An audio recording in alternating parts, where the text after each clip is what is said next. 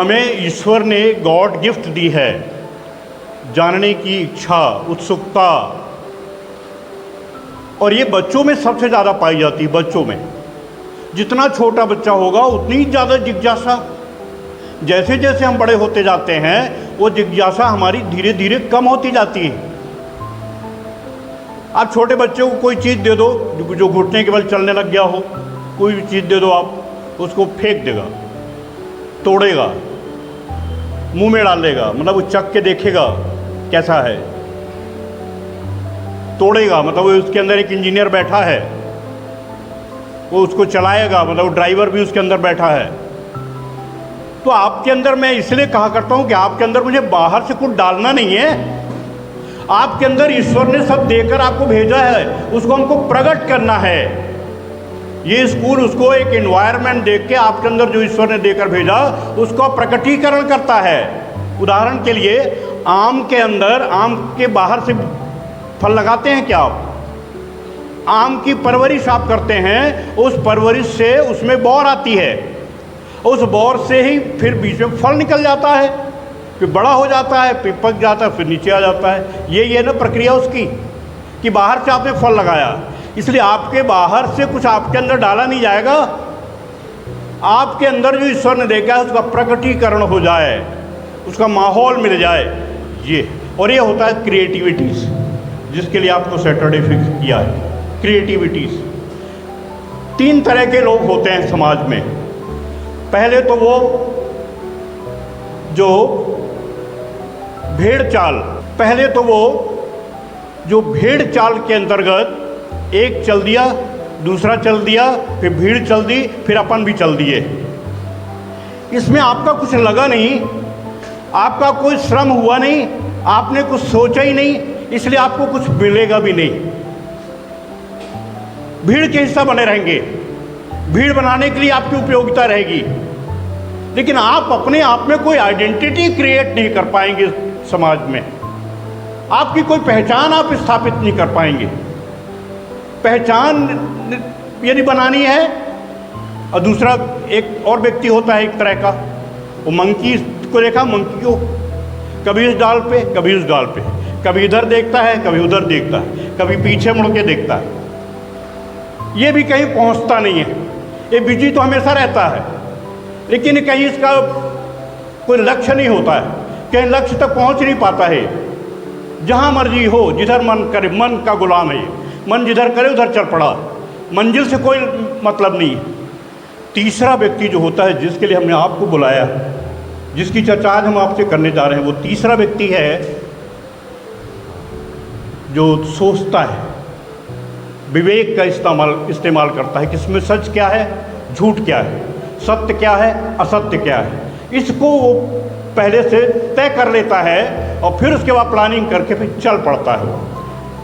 ये है creative thinking वाला व्यक्ति, क्रिएटिव थिंकर।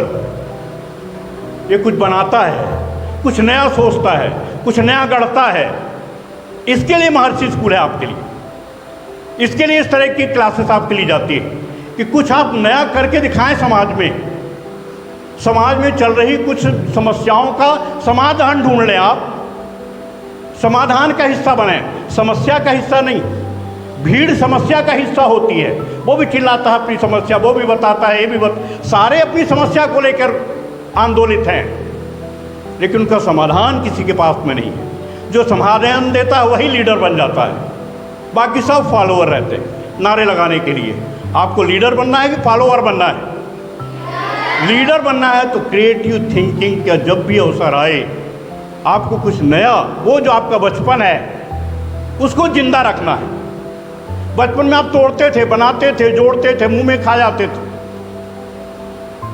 ये है क्रिएटर, देखता है, वो करके देखता है।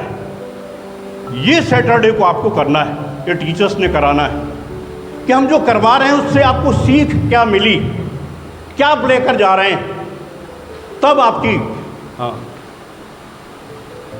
चलना है तो चलते, तो कोई मुर्दा चलता रहता है।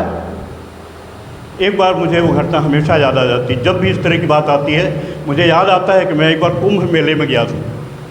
प्रयागराज में कुंभ मेला लगता है ना, बहुत भीड़ होती है, देश विदेश के तमाम हिंदू अनुयायी आते हैं, बाकी लोग भी आते हैं। मैं अपनी माता जी ने कहा कि अमावस्या स्नान करा दो इस बार। मैं बोला था माता जी वहाँ भीड़ बहुत होती है, आप ना चल पाओगे, पर गांव वालों ने कहा था नहीं अमावस्या का स्नान कर लो। मैं माता जी को लेके गया।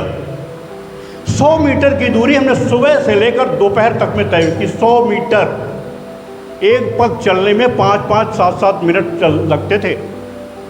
उसी बीच में थोड़ा जब गैप मिला दोपहर में, एक व्यक्ति धड़ाम से गिर गया, जैसे उस दिन हमारे यहाँ प्रेयर में गिर गया था, धड़ाम से गिर गया। लोगों ने उठाया, डॉक्टर के पास ले गए, क्यों सेंसलेस था। डॉक्टर ने बोला ही इज नो मोर। अरे अबाक रह गए सब लोग।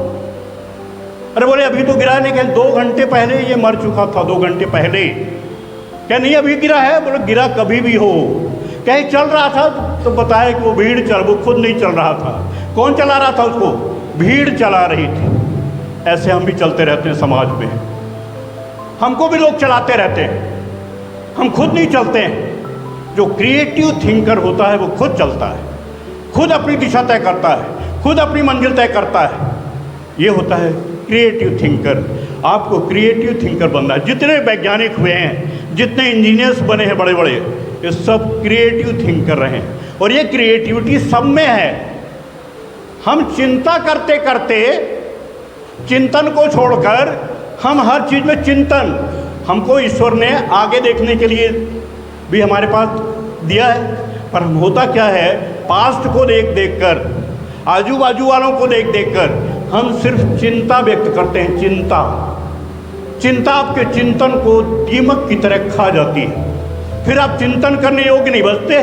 आपसे किसी समस्या के बारे में बात किया जाए तो आप कभी फिर उसका निदान नहीं ढूंढ पाते, क्योंकि आपका चिंतन चिंता खा गई है दीमक की तरह। इसलिए चिंता छोड़कर क्या करना है आपको?